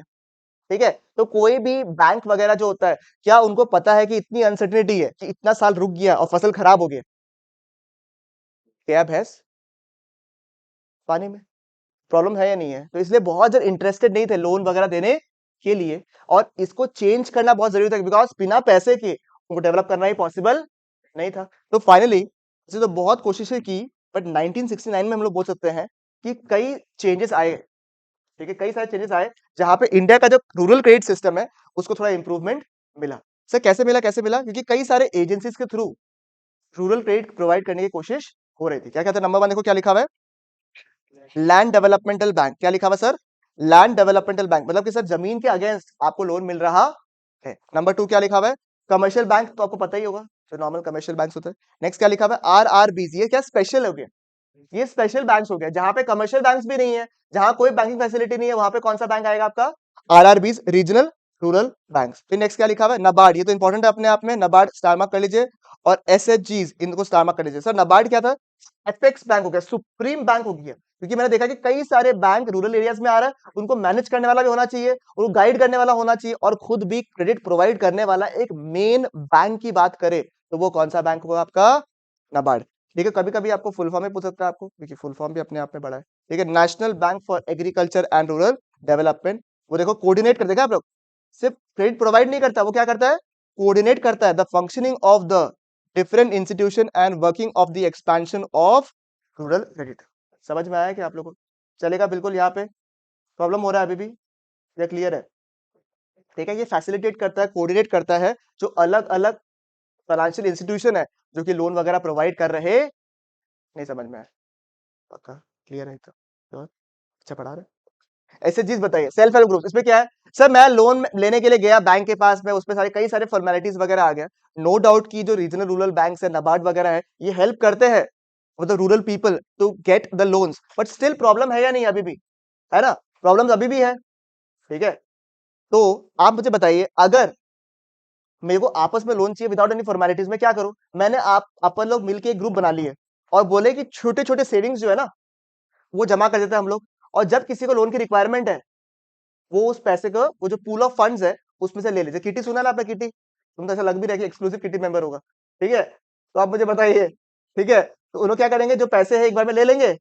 अब इसमें टेंशन क्या क्या नहीं है, नंबर 1 फॉर्मेलिटीज कम है, नंबर 2 आप एक दूसरे को जानते हो तो इतना टेंशन वाला बात भी नहीं है, तीसरा फायदा क्या है कि आप लॉन्ग टर्म पीरियड के लिए ले सकते हो, चौथा फायदा क्या, इंटरेस्ट रेट्स वगैरह भी क्या होगा, काफी कम होगा या फिर नेग्लिजिबल हो सकता है। तो ये फायदा था एसएचजीज का, और एसएचजीज actually was a game changer, क्योंकि इंडिया में एसएचजीज जो डेवलप हुआ उसकी वजह से काफी फायदा हुआ। मशीनरी वगैरह जो है, मशीनरी बड़े बड़े मशीनरीज जो है, जो कि एक फार्मर बोलता है, एक फार्मर के लिए खरीदना पॉसिबल नहीं था, वो क्या हो गया, वो क्या हो गया, मिलके सभी ने खरीद लिया और सबने यूज कर लिया, उसकी वजह से कंट्रीब्यूशन भी कम लगा, और वो मशीनरी वगैरह जो है वो भी आ चुका था। तो ऐसे चीज के ऊपर जो है आपका अलग से 2 या 3 मार्क का सवाल पूछ सकता है वो लोग आपको। ठीक है, देखिए क्या लिखा हुआ है, emerge to fill the gap, देखो गैप जो है, gap between the formal credit system and the informal credit system because the formal credit delivery mechanism has not only proven to be inadequate in the rural society, social and community development, and since some kind of credit is always required, vast proportion of poor rural households were automatically out of the credit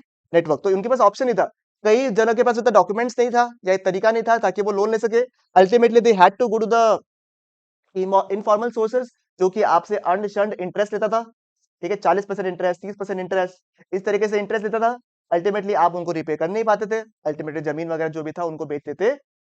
ठीक है, एसएचजीज provide promote what thrift, मतलब small savings जो है in small profession, fast small savings with minimum contribution by each member. जो मैंने कहा ना, हर member जो है क्या करता है, छोटे छोटे सेविंग्स जो है वो डालता है ग्रुप में, ताकि एक पूल ऑफ फंड्स बन जाता है. उस पूल ऑफ फंड से लोगों को लोन मिलता है जो कि इजीली रिपेबल है इनटू स्मॉल इंस्टॉलमेंट्स, जिसपे इंटरेस्ट रेट्स भी ना के बराबर होता है. देखो क्या लिखा हुआ है, from the pooled money credit is given to the what needy members to be repayable in small installment with a reasonable interest. समझ में आया आपको? चलेगा जो मैंने कहा क्या वही लिखा हुआ है यहाँ पे एग्जैक्टली. ठीक है, तो ये सब कुछ डेटा दिया हुआ है, डेटा आप लोग देख लीजिएगा. ठीक है, कितने लोग आ गए, कितने हो गए, ये सब हो गए. ठीक है, कई लोग इसमें मेंबर्स बन गए, कई फिर too many people have done, and इसमें women specifically have done a great job.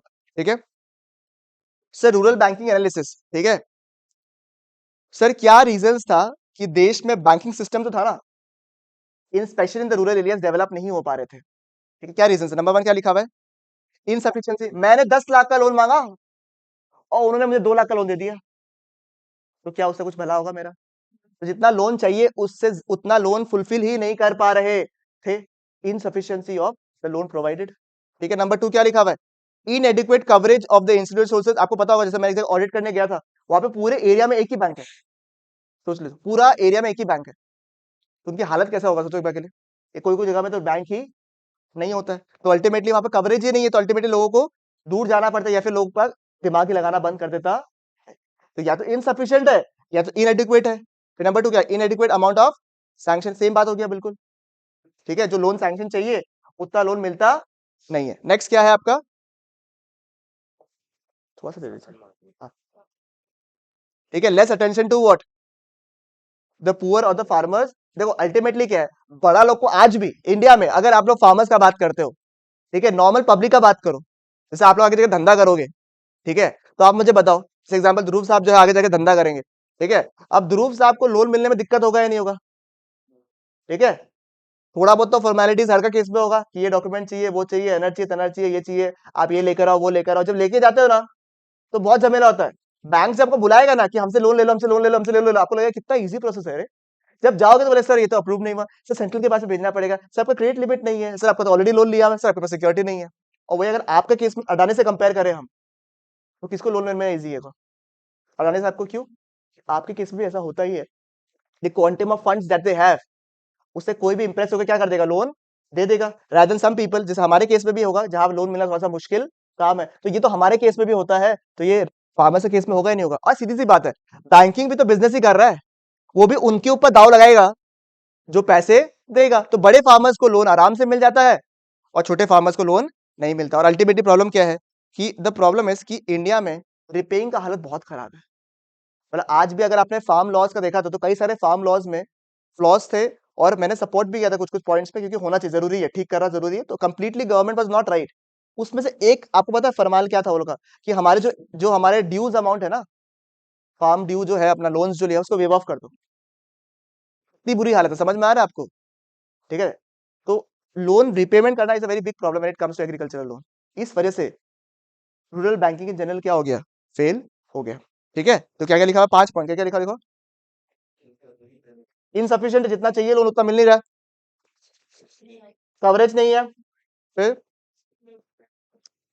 Same बात. नेक्स्ट, और ग्रोइंग ओवरड्यूज. ठीक है,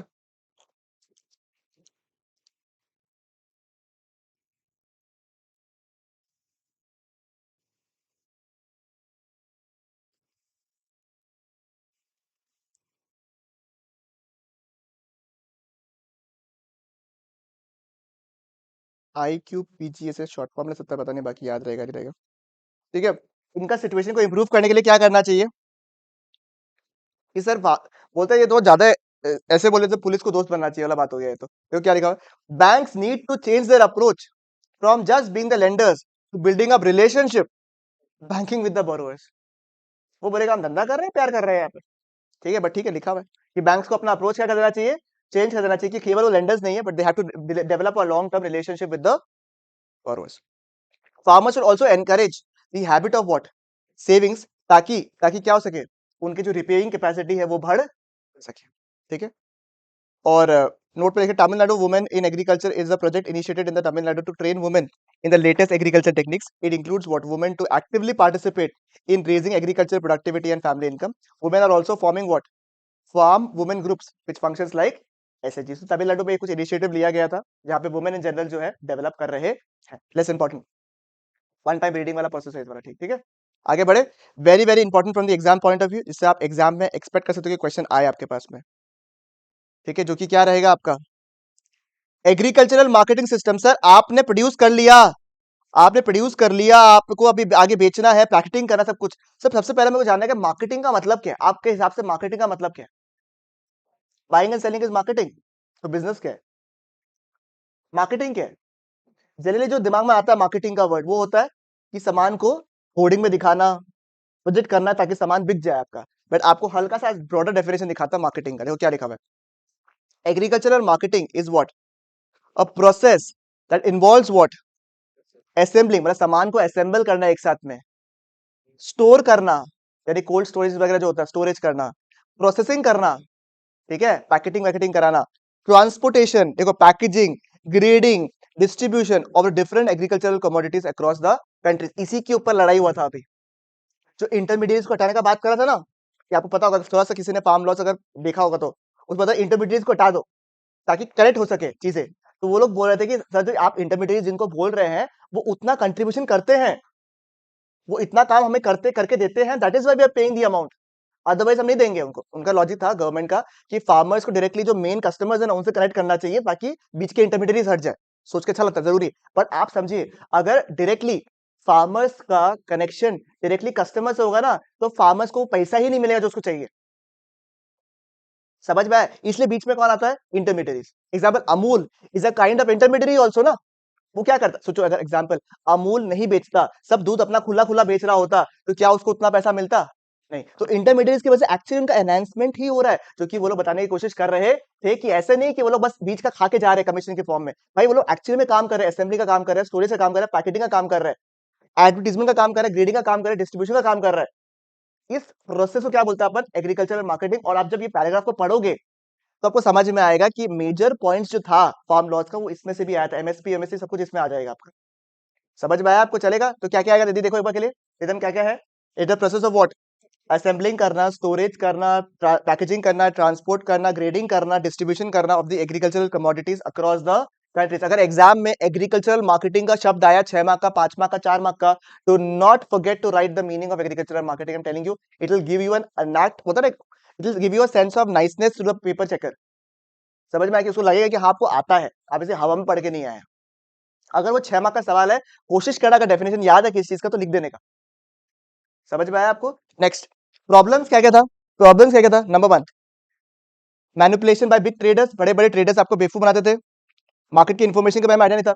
अरे वो 2-2 रुपए में लौकी बेच रहा है, 3-3 रुपए में गाजर बेच रहा है, और यहाँ पे बिकता है 25, 30, 40, 50 रुपए में, तो उनको मार्केट इन्फॉर्मेशन ही नहीं था। स्टोरेज फैसिलिटीज अवेलेबल, इनको ठीक करना जरूरी था या नहीं था, मुझे बताइए। तो क्या क्या मेजर, बहुत इंपॉर्टेंट एग्जाम के लिए, what kind of measures were used to improve the agricultural marketing situation? Number 1 क्या लिखा हुआ देखो तो, और इनको ही हटाने की बात हो रहा है, रेगुलेटेड मार्केट्स, इसको अपन प्यार से मंडी बोलता है, जीएमसी देखा, GMC that is a kind of a regulated market, it's a mandi. बात समझ में आया? तो गवर्नमेंट ने कुछ मंडियां बना दी। सर क्यों, क्यों बना दिया? ताकि सभी फार्मर्स लोग वहां पे आके अपने कस्टमर्स को सामान बेच सके। बट प्रॉब्लम क्या था सर, एक तो गवर्नमेंट के अंडर था तो उसका एडिशनल कॉस्ट, नंबर 2 था मंडी में पेमेंट, मंडी से अगर आप बेच रहे हो तो यू हैव टू पे अ मंडी टैक्स, अगर आपको पता होगा तो, ठीक है, यू हैव टू पे अ मंडी टैक्स।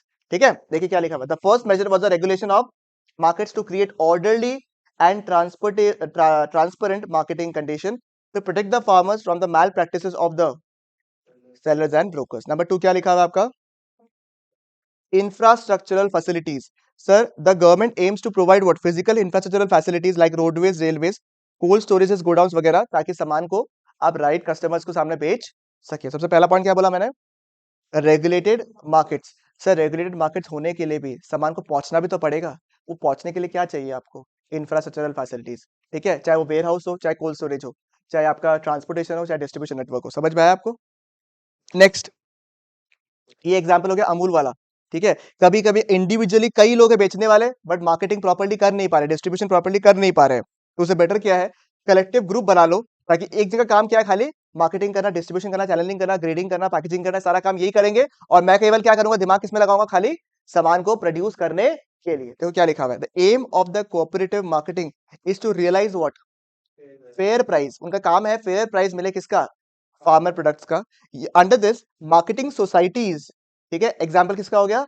अमूल वाला। Marketing societies are formed by the farmers to sell their output what? Collectively. ठीक है, to take advantage of the collective bargaining in order to obtain what? Better prices. मैंने एक जगह से, अगर एक ही जगह में सारा दूध बिक रहा है, तो जो उसका पैकेजिंग टेट्रा पैक जो आता है, वो सस्ता पड़ेगा या महंगा पड़ेगा? उसके लिए सस्ता पड़ेगा। जो पैकेजिंग वैकेजिंग उसको सस्ता पड़ेगा, क्योंकि एक ही फैसिलिटी में वो सारा काम कर सकेगा। तो अल्टीमेटली बार्गेनिंग पावर क्या है? ज्यादा हो जाता है। ठीक है, तो ये आपको अलग से 2 मार्क के लिए भी पूछ सकता है। ठीक है, ध्यान रखिएगा आप लोग, कोऑपरेटिव मार्केटिंग को आपको अलग से 2 मार्क के लिए भी पूछ सकता है। ठीक है, इज इट फाइन? मुझे बताइएगा आप लोग। नेक्स्ट आगे बढ़ जाइए, क्या लिखा हुआ आपका? The different policy instrument. ठीक है, डिफरेंट पॉलिसी इंस्ट्रूमेंट्स क्या क्या? देखो ये तो था कोर में, कोर में 3 चीज था, regulated markets, infrastructural facilities and cooperative market. Exam में अगर पूछेगा, एग्जाम में अगर पूछा, सारा लिखना है आपको। ठीक है, नेक्स्ट क्या लिखा हुआ है? डिफरेंट पॉलिसी इंस्ट्रूमेंट्स, और क्या यूज हुआ था? ठीक है, नंबर 1 क्या लिखा हुआ है आपका? MSP, minimum support price. Sir MSP में क्या था सर? मुझे बताइए, एमएसपी में क्या था साहब? Exactly exactly. मैंने एक मिनिमम प्राइस सेट कर दिया। ठीक है, कोई भी अगर खरीद ले तो अच्छी बात है उस प्राइस में, यानी कि एटलीस्ट उस प्राइस में कौन खरीदेगा? गवर्नमेंट तो खरीदेगा ही खरीदेगा। ठीक है, और इसको हटाने की बात हो रही थी अभी फार्म लॉस के अंदर, एमएसपी हट जाना चाहिए, कि अब मार्केट इतना डेवलप हो चुका है कि एमएसपी की रिक्वायरमेंट बोलते नहीं है। ठीक है, ऐसी ऐसी बातें हो रही थी, देखो।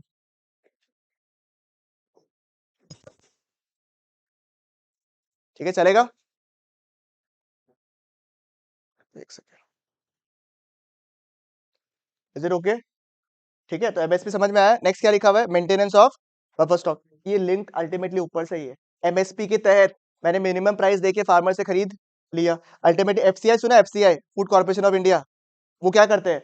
एक पर्टिकुलर प्राइस में खरीद लेते हैं, प्रोक्योरमेंट प्राइस बोलते हैं उसको, और जो एक्सेस बच गया उसको एज अ बफर स्टॉक रख देते हैं। ये अगर आपने ग्रीन रेवोल्यूशन के वक्त में पढ़ा था, बफर स्टॉक, वही पॉइंट है सेम। ठीक है, तो बफर स्टॉक रख लिया, ताकि जो है आगे जाके प्राइजेस की क्या रहे? स्टेबिलिटी रहे। रही आप? ठीक है, ठीक है। और पीडीएस क्या है? पीडीएस वो क्या है? Ration shops. सुना ना आपने? राशन शॉप्स क्या होता है? जैसे कम रेट में खरीद लिया, अल्टीमेटली आपको, जिसको, जो लोग अर्थ योग्य नहीं है, उनको सही दाम में क्या मिल जाए? राशन जो है मिल जाए, ताकि सबके लिए क्या हो जाए? बेनिफिट हो जाए। ठीक है, lower than the offered, lower than the market price. इसको भी इनडायरेक्टली हटाने वाली बात हो रही थी। इसके बारे में कुछ लिखा हुआ नहीं था, बट इसको इनडायरेक्टली हट जाएगा। अगर एमएसपी हट गया तो ये भी हट जाता है अल्टीमेटली, तो इसीलिए। ठीक है सर, इसके अलावा और क्या मार्केटिंग चैनल्स हैं? ये तो क्या 6 कोर, क्या क्या है इसमें बताइए एक बार के लिए। Regulated markets, infrastructural facilities develop हुआ, कोऑपरेटिव मार्केटिंग, लोग बाग मिल के कोऑपरेटिव मार्केटिंग किया, ताकि कलेक्टिवली बार्गेनिंग पावर आ सके। मिनिमम सपोर्ट प्राइस किया गया, गवर्नमेंट ने एक मिनिमम प्राइस सेट कर दिया, उससे उससे ऊपर बिकना है तो बिक जाओ, नहीं तो क्या कौन खरीद लेगा? गवर्नमेंट खरीद लेगा उस प्राइस में, ताकि किसी भी फार्मर का लॉस ना हो।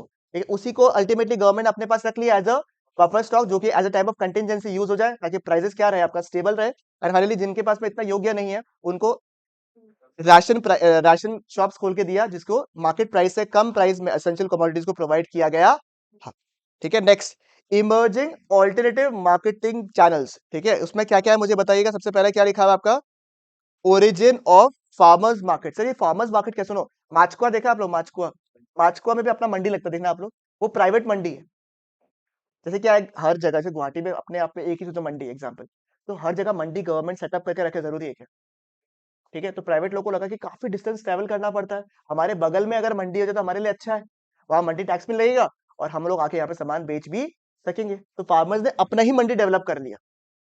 ठीक है, जहाँ पे गवर्नमेंट इतना अवेलेबल नहीं थे। जैसे मार्च को वाला जो हो गया वो क्या हो गया, प्राइवेट हो गया, ठीक है। तो origin of farmers market, concept of farmers market has been started to give the boost the small farmers by providing the direct access to what, direct access to what, the consumers, and eliminating what, the middleman. देखो क्या लिखा हुआ, Apni Mandi in Punjab Haryana and Rajasthan, ठीक है। Next, आपको पता है Domino's हो गया, केएफसी हो गया, आप कभी जाओ एग्जांपल, आप कभी सबवे जाओ, सोचो वहां पे कोई वेजी खत्म हो गया वो लोग का, ठीक है, नीचे सब्जी मिलता है, वो तब भी नहीं लाएंगे। आप बोलोगे ना यार कैप्सिकम खत्म कर, नीचे से लेकर आ जाए, एक ठो काट के दे दे, वो नहीं लाएंगे। क्यों? क्योंकि वो परचेज किससे करते हैं, डायरेक्टली फार्मर से करेंगे, ठीक है। वो पूरा फार्म खरीद लेते हैं, पूरा फार्म एक बार में कॉन्ट्रैक्ट कर लेते हैं।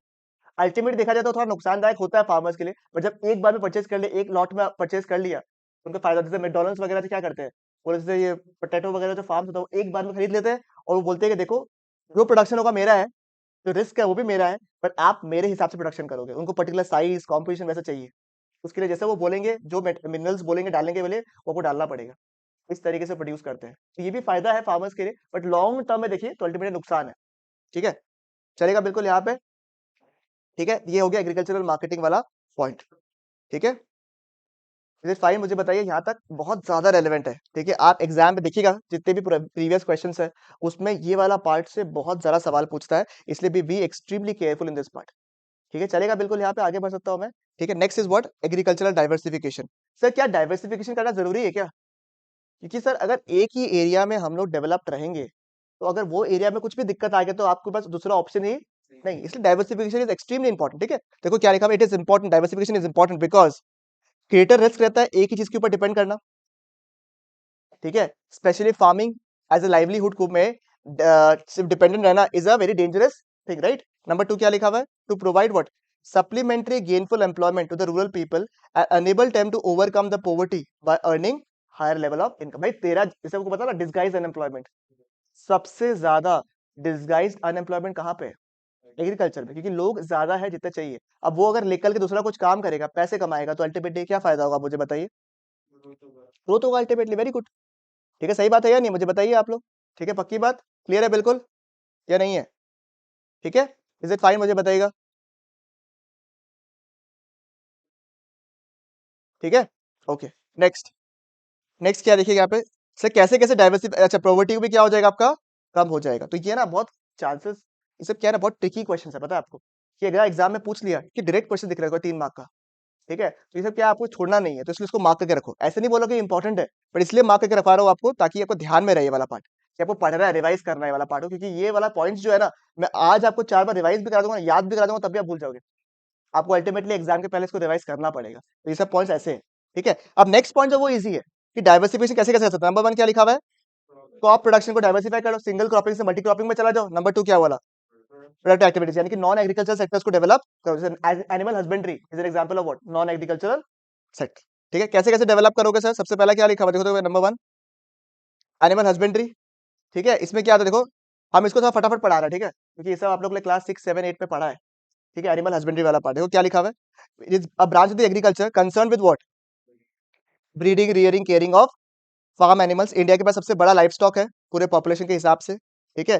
अल्टीमेटली इससे फायदा क्या होता है, आपका इनकम का स्टेबिलिटी होता है, फूड सिक्योरिटी होता है। 70 million small and marginal farmers जो है लाइफ स्टॉक का काम करते हैं, और इंडिया का पोल्ट्री कितना शेयर करता है, 58%। अब इसमें मैं क्या समझाऊं आपको, बताइए बकरी मुझे, ठीक है। नेक्स्ट क्या लिखा हुआ है, डेयरिंग, इसको प्यार से क्या बोलते हैं, ये 1 मार्क के लिए सवाल पूछ सकता है, ठीक है। सब गलती नहीं करोगे, व्हाइट रेवोल्यूशन बोलते हैं, क्या आएगा, डेयरिंग आएगा, ठीक है। मिल्क मत लिख दीजिएगा, ठीक है, व्हाइट रेवोल्यूशन सर क्या है, मिल्क, ठीक है। It is that branch of agriculture which involves what, breeding rearing, sorry breeding raising and utilisation of what, dairy animals. ये स्पेसिफिकली क्या होगा, डेयरी एनिमल्स के लिए हो गया, for the production of milk and various milk items, ठीक है। और मिल्क का जो प्रोडक्शन है उसका बहुत अच्छा इंक्रीज हुआ था due to the operation flood, ठीक है। ऑपरेशन फ्लड की वजह से हुआ था, ये मेनली कोऑपरेटिव सेटअप वाला चीज था, जो अमूल वाला चीज हुआ ना, उसकी वजह से देश पे जो है मिल्क का प्रोडक्शन काफी हद तक बढ़ चुका था। देखो क्या लिखा, milk production has increased due to the successful implementation of what, operation flood. Under this all the farmers pool their milk produce according to different grades and the same is processed and marketed to the urban cities through the cooperative। समझ में आया? सब लोग अपना अपना जो दूध है उसको एक जगह लेकर आ जाएंगे, उसका ग्रेडिंग होगा अलग अलग लेवल पे, उसका पैकेजिंग कौन करेगा, एक ही कोऑपरेटिव करेगा और उसको अलग अलग एरियाज में बेच देंगे। Next, fisheries. ठीक है, इस पे क्या होता है sir, process of selling of fishes and aquatic animals. ठीक है, एक्वेटिक एनिमल्स जैसे आपको वो लॉबस्टर ऑब्स्टर को भी अपने बेचे तो किसके अंदर आएगा, आपका फिशरीज के अंदर ही आएगा। ठीक है, अब इसमें देखो क्या लिखा हुआ है, fishing communities regarded as a water body as a mother और द प्रोवाइडर, प्रोवाइडर राइडर जो है ना वो वाला है ये। ठीक है, next, volume of fish export कितना होता है, देखो 64% टोटल पॉपुलेशन है, 36% of the marine sector, 0.8% of the GDP contribute करते हैं। और मेनली इस पे देखा है कि वुमेन डोमिनेटेड सेक्टर है ये, जहाँ पे वुमेन का पार्टिसिपेशन जो है क्या ज्यादा है या कम है, देखो क्या लिखा, वुमेन पार्टिसिपेशन दो नॉट एक्टिव इन फिशिंग। ठीक है, फिर प्रॉब्लम्स क्या क्या देखो फिशिंग में वाला पार्ट में, बहुत ज्यादा क्या है, अनएम्प्लॉयमेंट, लो per capita income, sir labour का जो मोबिलिटी है वो काफी कम है और हाई लिटरेसी रेट है। नेक्स्ट एग्जाम के लिए जो मेरे को इंपॉर्टेंट लगता है वो है horticulture, which is also known as what, it's also known as the golden revolution, क्योंकि दिमाग में रहता भी नहीं है कभी कभी। ठीक है, गोल्डन रेवोल्यूशन इसलिए इंपॉर्टेंट है, और हॉर्टिकल्चर अपने आप में इंपॉर्टेंट भी है वैसे तो। ठीक है सर, हॉर्टिकल्चर का मतलब क्या है, अगर आप फ्रूट्स वगैरह उगा रहे हो, कुछ एक्सोटिक वेजिटेबल्स उगा रहे हो, फ्लावर्स उगा रहे हो, मेडिसिनल प्लांट्स वगैरह उगा रहे हो, ठीक है, जैसे आपका सैंडलवुड वगैरह से जो है एरोटिक प्लांट्स, ये सब अगर आप उगा रहे हो, उसको क्या बोलते हैं, स्पाइसेस वगैरह, तो क्या बोलेंगे हम लोग, हॉर्टिकल्चर बोलेंगे। ठीक है, इंडिया में around 1/3 of the agricultural output है, और अराउंड कितना परसेंट कंट्रीब्यूट करता है, 6% कंट्रीब्यूट करता है, और इंडिया का कुछ बहुत शेयर जो है तगड़ा है in world comparison. India is the leader in what, in fruits. ठीक है, specially like mangoes, bananas, coconuts, cashew nuts, number of spices के मामले में इंडिया जो है वो क्या है, वर्ल्ड लीडर है। और सेकंड लार्जेस्ट किसमें है, both fruits and vegetables in the world. ठीक है, इसकी वजह से फार्मर्स को भी काफी बेनिफिट हुआ, क्योंकि उनकी इकोनॉमिक कंडीशन क्या हो गई, इंप्रूव हो गया, वुमेन को भी अच्छा एम्प्लॉयमेंट का स्कोप मिला। ठीक है, थोड़ा अंडररेटेड पार्ट, बट हमको लगता है कि एग्जाम के लिए इंपॉर्टेंट है, वो है आईटी वाला पार्ट। ठीक है, थोड़ा अंडररेटेड है, इसको भी वैसे ही कि रीड वाला पार्ट में लिखोगे आप। ठीक है, इसको रीड में रखोगे कि सर आईटी की वजह से भी, ठीक है, क्या इंफॉर्मेशन टेक्नोलॉजी की वजह से भी देश में रूरल डेवलपमेंट होता है, आप मुझे बताइए क्या हो सकता है। हाँ सर, सर अगर आईटी का हेल्प हम लोग ले, आईटी का डेट आज की डेट में तो आईटी का यूज बहुत खतरनाक लेवल पे होता है, कि वो क्वालिटी ऑफ द सॉइल सब कुछ को बताता है कि भाई प्रोडक्शन कैसा हो रहा है, क्या खराब होने वाला है, क्या अच्छा होने वाला है, कोई कीड़ा का अटैक आया है क्या, प्रोडक्शन लो क्यों हो रहा है, वाटर रिटेंशन कैसा है, सब कुछ आजकल किसका हेल्प से होता है, आईटी के थ्रू होता है। तो डेफिनेटली आप आईटी का यूज कर सकते हो, ठीक है, for the improvement of the rural development, specially in the department of agriculture. देखो क्या क्या लिखा, इंपॉर्टेंट पॉइंट्स पढ़िएगा क्या लिखा हुआ है, through appropriate IT tools, government has able to predict the areas of food insecurity and vulnerability, जिस एरियाज में फूड इनसिक्योरिटी है, वनरेबिलिटी, वहां पे भैया क्या करना है आपको, एग्रीकल्चरल को डेवलप करना है। ठीक है, नंबर 2 क्या लिखा हुआ है, it also has a positive impact on the agriculture sector as it circulates information regarding the emerging technology, prices, weather, soil condition, उनके बारे में टेक्नोलॉजी का हेल्प लेके फार्मर्स को बता रहा है। आपको पता होगा वहां पे ना आजकल हर जो बड़ा बड़ा फार्मर एरिया है, वहां पर अलग से आईटी सेक्टर बना दिया, एक सेट बना दिया वहां पे, जो कि बंदा बैठता है, एनालाइज करता है, उनको बताता है, इन्फॉर्मेशन देता है कि आप इसका इस्तेमाल करो, ऐसे करो, ऐसे करो, ऐसे करो, ऐसे करो, अभी बारिश की हालत थोड़ी खराब है, अभी मत करो, थोड़ा शेड लेके आ जाओ। इस तरीके से कई सारे हेल्प करते हैं government via this IT cells. ठीक है, नेक्स्ट क्या लिखा हुआ है, देखो जहाँ जो लोग आईटी सेल्स में काम करेंगे उनको भी तो जॉब मिलेगा अल्टीमेटली, तो उनको क्या मिल रहा है, एम्प्लॉयमेंट अपॉर्चुनिटीज। ठीक है, एंड इट ऑल्सो एम्स, मैंने आपको कहा ना आईटी सेल्स क्या लिखा हुआ देखो तो, it also aims for every village to have a what, जो कि सस्टेनेबल तरीके से आपको बता रहा है। समझ में आया आपको, चलेगा बिल्कुल। यहाँ पे तो चारों पॉइंट लिंक्ड ही वैसे, नंबर 1 फूड सिक्योरिटी एंड कोई वल्नरेबिलिटी है उसके बारे में प्रेडिक्ट करने वाला एरियाज कौन बताता है आपको, आईटी बताता है। नंबर 2 क्या है, एग्रीकल्चरल सेक्टर को डेवलप किया, बिकॉज जो इमर्जिंग टेक्नोलॉजी है, प्राइसेस क्या होना चाहिए, वेदर कंडीशन, सॉइल कंडीशन जो है, वेदर कंडीशन उसको कौन बताता है, आईटी बताता है। इसकी वजह से एम्प्लॉयमेंट अपॉर्चुनिटीज डेवलप हो, बिकॉज वाई, बिकॉज हर जगह क्या डेवलप हुआ है, नॉलेज सेंटर। ठीक है, जो कि सस्टेनेबल ग्रोथ कर रहा, निशा जी समझ में आ गया आपको की बात। ठीक है, अब आपके लिए जो आपकी एग्जाम के लिए पर्टिकुलरली बहुत इंपॉर्टेंट है, क्योंकि ये एग्जाम में 2 साल से पूछा नहीं है।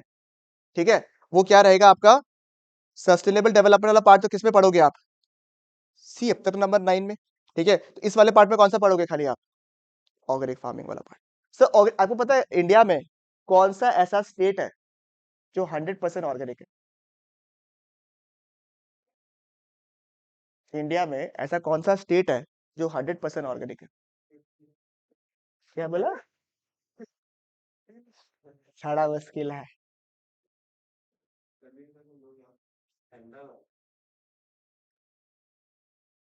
Any idea? Sikkim. Sikkim is 100% organically developed state. मतलब उन्होंने 2003 से शायद डेवलप किया, 2018 में उन्होंने ये चीज अचीव कर लिया दैट इट इज 100% ऑर्गेनिक। उसकी वजह से the GDP has increase tremendously because of the demand of the organic food. तो इसलिए Sikkim is the only I believe country, only state to have done this. Organic farming क्या है sir? जहाँ पे आप जो है ट्रेडिशनल मेथड्स को यूज कर रहे हो, जैसे क्रॉप रोटेशन और ये सब मैन्योर वगैरह जो कौन सा यूज कर रहे हो, फर्टिलाइजर्स का यूज क्या कर रहे हो, नहीं कर रहे हो। और पेस्ट कंट्रोल वगैरह जो है वो भी किससे यूज कर रहे हो, बायो फ्यूल्स, बल्कि यानी क्या कर रहे हो आप, जो नेचुरल कॉम्पोजर्स हैं उनको ही आप यूज कर रहे हो towards the fertility of the जमीन। आपको पता होगा सदगुरु जी ने वो भी लिखा था सेव सॉइल बोल के। इसका मेजर रीजन यही था, क्योंकि क्या हो रहा है, जितना बार हम लोग फर्टिलाइजर्स वगैरह यूज करते हैं तो quality of soils get down, water retention कम हो जाता है, फर्टिलिटी लेवल कम हो जाता है। उसको ठीक करने के, क्योंकि प्रोडक्शन तो चाहिए ही, खाना पीना तो खाना ही, उसके लिए और ज्यादा फर्टिलाइजर्स चाहिए होता है इन हेवी क्वांटिटी। उस चक्कर में और क्वालिटी ऑफ सॉइल जो है वो खत्म हो जा रहा है। ठीक है, तो इस प्रॉब्लम को बहुत बड़ा प्रॉब्लम है, क्योंकि अल्टीमेटली अगर ये चीज होता रहे, it's like a cascading effect ना। मतलब आपका तबियत ठीक नहीं हो रहा है तो मैंने और दवाई दे दिया आपको ठीक करने के लिए, फिर वापस खराब हो गया तो मैंने और दवाई दे दिया, तो ये तो रूट कॉज हो गया कि आपका बीमारी बहुत बड़ा हो जाएगा बाद में जाके। ऐसा होता है या नहीं होता है? तो वैसी सॉइल का हालत होकर रखा है अभी, कि प्रोडक्शन तो बढ़ाई जा रहा है, बढ़ाई जा रहा है, बढ़ाई जा रहा है, इसलिए सुना होगा सॉइल का फर्टिलिटी लेवल बहुत खराब हो रहा है। और अगर सॉइल का फर्टिलिटी लेवल खराब हो जाएगा तो अल्टीमेटली प्रॉब्लम क्या हो जाता है, पूरा लाइवलीहुड क्या हो जाएगा, खत्म हो जाएगा। तो फायदा क्या होता है ऑर्गेनिक फार्मिंग से? सिक्किम क्या किया, ये चीज करके, जो मैन्योर वगैरह यूज करके, एक सबसे बड़ी चीज क्या पता है क्या, जो सॉइल है वो अपना फर्टिलिटी को वापस से रिवाइव भी कर सकता है। बट आपको एक बार के लिए उसको क्या करना पड़ेगा, पूरा फर्टिलाइजर छोड़ना पड़ेगा। उसके वजह से आउटपुट लेवल जो है 1/3 हो जाता है अल्टीमेटली। कुछ सालों के लिए जो आउटपुट लेवल है वो क्या हो जाता है, 1/3 हो जाता है। उसी डर की वजह से तो लोग बाग कर नहीं पा रहे हैं अभी। वहां पे क्या किया, गवर्नमेंट ने सब्सिडी दे दिया, पुश कर दिया आपको कि आप टेंशन मत लो, जो प्रोडक्शन आ रहा है उसमें हम लोग मैनेज कर लेंगे, एक बार हम लोग इंपोर्ट कर लेंगे, यूज कर लेंगे, कोई दिक्कत की बात नहीं है, बट आपको 100% ऑर्गेनिक करना। समझ में आया? तो उनके सॉइल की फर्टिलिटी लेवल बढ़ गई, अब प्रोडक्शन लेवल भी खतरनाक बढ़ गया है, और प्राइस पर लेवल ऑफ जो प्रोडक्शन होता है वो भी ज्यादा मिलता है, आपको पता होगा ऑर्गेनिक फूड में। ठीक है, तो उससे फायदा हो गया उनका। ठीक है, आइए नेक्स्ट सर, बेनिफिट्स क्या क्या। Number 1, economical farming. सर आपको पता होगा जो कॉस्ट ऑफ प्रोडक्शन होता है when we use fertiliser and pesticides, उसका अब एग्जैक्टली तो बता नहीं सकता आपको, कॉस्ट भूल गया एकदम बिल्कुल से हम, but it is very less, मतलब शायद तक मेरे हिसाब से हाफ से भी कम है the cost of production in organic farming. Because naturally जितना चीज होता है, काउ डंग वगैरह तो ऐसे को नेचुरली मिल जाता है, तो उसका कॉस्ट ऑफ प्रोडक्शन जो है काफी कम होता है in comparison to the method that we use right now. Organic farming offers the means to substitute what? Costlier agricultural inputs and locally produce cheaper organic inputs. फिर यही सिक्किम को सबसे बड़ा फायदा हुआ, उनका बहुत सारा प्रोडक्शन जो है वो एक्सपोर्ट होता है, और अभी इंटरनेशनल लेवल पे इतना रिक्वायरमेंट है। क्योंकि देखो ऐसा नहीं कि सिक्किम ने कहा हम 100% ऑर्गेनिक है और सबने मान लिया, भाई वहां पे प्रॉपर क्राइटेरिया होता है, रिक्वायरमेंट्स होता है। ठीक है, अगर वो रिक्वायरमेंट्स पूरा नहीं हुआ ना तो एल लग जाएंगे, वाला केस होता है ऑर्गेनिक में। तो वो लोग का प्रॉपर सर्वे हुआ है, सब कुछ हुआ है, चेक हुआ है, एंड उनको इंटरनेशनल सर्टिफिकेट मिला है कि भाई हाँ सिक्किम जो है 100% ऑर्गेनिक है। जैसे आपका रिकग्निशन इतना खतरनाक हो गया, ठीक है, तो आप क्या करोगे, एक्सपोर्ट करोगे सामान को, उस चक्कर में क्या होगा, अच्छे पैसे कमाओगे। ठीक है, और वो ब्रांडिंग वगैरह में भी बहुत अच्छा ध्यान दिया उन्होंने, ब्रांडिंग पैकेजिंग देखिएगा आप, बहुत अच्छा पैकेजिंग करा, और पैकेजिंग देखते ही आपको क्या लगता है, प्रीमियम प्रोडक्ट होगा, तो ultimately you pay a higher price. Number next क्या है, प्रोवाइड्स हेल्थ फूड, ऑब्वियसली ये हेल्दी होता है in comparison to the chemical farming. Employment level क्या हो जाता है, और एनवायरमेंटली क्या है, सेफ। ठीक है, चैलेंजेस क्या है पहले, चैलेंजेस क्या है, देखो ये किताब बहुत पुराना है, मैं तो नहीं मानूंगा कि लेस पॉपुलर है अभी। ये किताब बहुत पुराना है, इसलिए बोल सकते हैं हम लोग ये लेस पॉपुलर तो अभी के टाइम में नहीं है। भाई सबको चाहिए, बस दाम सब लोग दे पा रहा नहीं है, लेस पॉपुलर हो गया। Lack of infrastructure and marketing facilities, ये मैं मानता हूँ। लो यील्ड, ये भी है, लो यील्ड मतलब low level of production, shorter food life. ठीक है, अभी तो ठीक है, और लिमिटेड चॉइस ऑफ क्रॉप्स। ठीक है, ये भी अभी नहीं है, मतलब कुछ कुछ पॉइंट्स रिटार्डेड हो गए आपके, ठीक है, जिसको ठीक करना जरूरी है, but they have not been amended. ठीक है, अभी के टाइम में everything has been can be produced, ऐसा कुछ नहीं कि प्रोडक्शन नहीं हो सकता है। ठीक है, समझ में आ रहा है क्या आपको, चलेगा। ठीक है, एक बार से मेरा रिक्वेस्ट मानिए, ऑर्गेनिक फार्मिंग वाला जो पार्ट है एकदम तुरंत नया नया ताजा ताजा किया है आपने, एक बार रीड कर लो पहले फटाफट, और इस चैप्टर को एक बार घुमा लो आप लोग।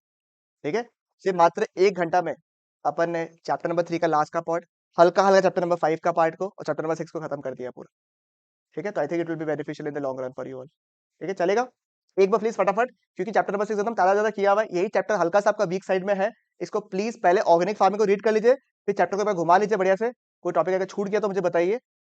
ठीक है, और अगर वक्त मिलेगा, जैसे एग्जाम्पल अगर आपका मैथ्स नहीं है ठीक है, तो कोशिश करिएगा चैप्टर नंबर 6 से क्वेश्चन बैंक कर लीजिएगा। ठीक है, अगर मैथ्स वगैरह है, सब्जेक्ट वगैरह है तो जरूरी है। और आप लोग भी पी वगैरह पढ़ना शुरू कर दीजिए। किताब आ गया आपका सर?